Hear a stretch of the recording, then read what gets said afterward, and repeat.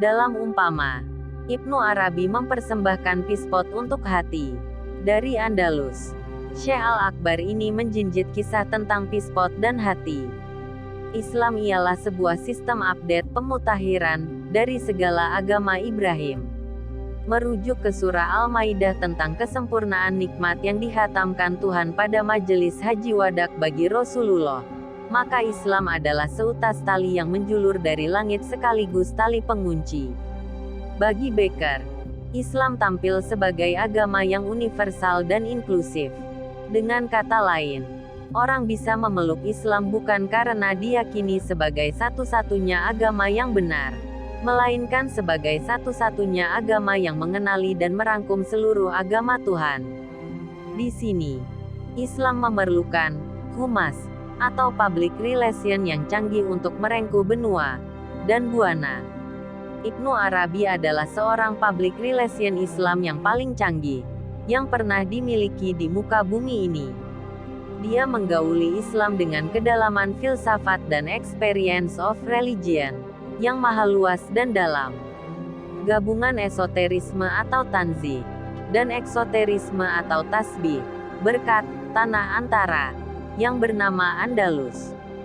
Dia mengkomunikasikannya dengan kesemestaan hingga keterincian yang subtil dan yang sublim. Dari tanah Andalus dia menjinjing kata-kata cahaya untuk menerangi miskat hati yang penuh sesak, untuk dipersalin menjadi cemerlang dengan beruntai cahaya kata-kata. Az-Zanjani yang diwarisi pemikiran filsafat timur yang memucuk memberi analogi mengenai ihwal, cahaya dan kata-kata, makhluk dengan alam material yang hidup di alam raya, bersulukan matahari sunatullah yang beredar pada porosnya. Demikian pula, dunia spiritual, hidup dengan nubuah. Pancaran sinar mentari adalah petunjuk teragung untuk jagat raya kata-kata cahaya. Sinar wahyu adalah mentari spiritual cahaya kata-kata bagi kehidupan spiritual itu. Wahyu menggambarkan dirinya sebagai cahaya, juga filsafat, kajian mengenai saripati kebudayaan akal budi manusia, tak lekang dari ikhtiar dan upaya untuk mempertaut dan menyerbu kilasan kata-kata yang bersumber dari cahaya, hasil perenungan, olah meditasi, pucuk pencaharian. Kita yang mengalami peralihan dari miskat kecil ke miskat medium, dinisbatkan kepada peristiwa, cerah, dan pencerahan yang tak lepas dari fenomena cahaya. Ruhul Amin, Jibril, yang selalu hadir sebagai majelis Allah dan mediator antara alam gaib dan alam jasadi, juga dinisbatkan dengan cahaya. Kisah Musa, Yusuf, Imran, Risalah Siti Maryam, Yesus, hingga penyendirian Nabi Muhammad SAW di Gua Hiro. Selanjutnya, para alim, para bijak bestari, pandita, cerdik pandai, penyair dan sufi, menyari dan memberi seri hidup ini dengan serangkaian kata-kata cahaya, yang semuanya berawal dari naf, yang satu, kalamullah. Para filsuf, sufi dan para penyair, menyigi segala ihwal efek ilahiyah itu dengan benderang cahaya kata-kata. Al-Quran itu adalah mentari atau cahaya kata-kata yang menyuluh dan membimbing manusia yang beribadah dan menghabiskan sisa usianya dalam bakti terikhlas, dalam abdi terabdi, dan dalam segala sudah merebah, ialah perjalanan vertikal menuju puncak ruhani di istana spiritual.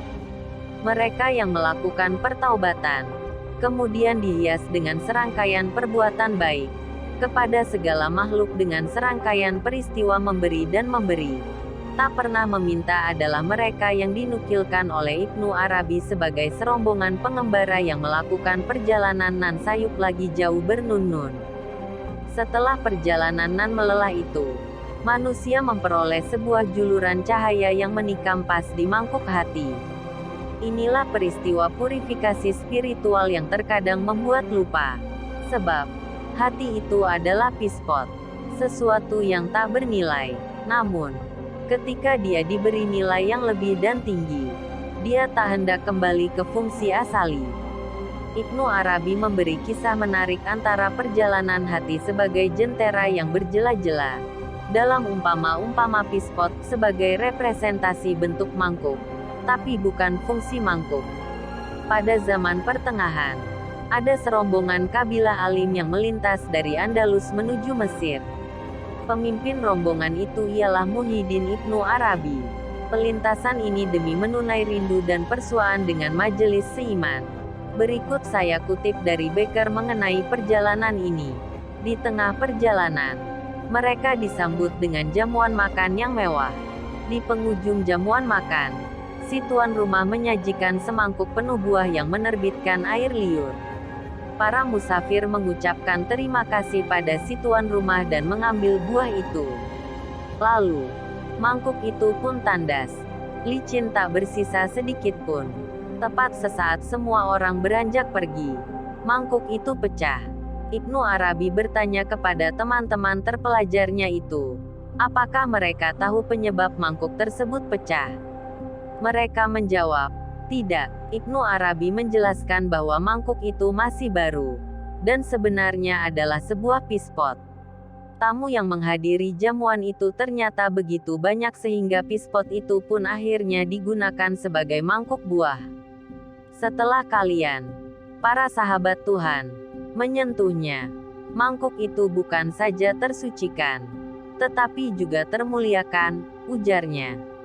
Karena dia tak ingin digunakan kembali ke fungsi sebelumnya, mangkuk itu pun pecah. Namun, ketika Ibnu Arabi bertanya kepada para pengikutnya apakah mereka memahami makna yang lebih dalam dari cerita itu, mereka berkata tidak. Mangkuk itu melambangkan hati manusia, jelasnya. Siapa saja yang menyucikan hati dengan upaya-upaya spiritual, seperti berhaji ke Makkah, tetapi melakukan dosa dengan kembali mengotorinya, hatinya akan pecah. Analogi dari Becker. Setiap orang, saya, Anda dan kita semua pernah merasakan kemuncak spiritual yang tersucikan itu. Seolah kita mengendarai awan gemawan dan tak hendak turun dari kesemestaan awan. Dunia spiritual ini mengalami lonjakan, menyamudera. Namun, satu kali saja dia dinoda dengan perbuatan nista. Lonjakan pengalaman mengendarai awan itu akan terhempas. Dan kita hanya menjalani segala bentuk rutinitas, yang sejatinya adalah kotor. Sebagaimana pispot itu memilih pecah, ketika dia tak hendak turun dari awan gemawan spiritual yang tersucikan.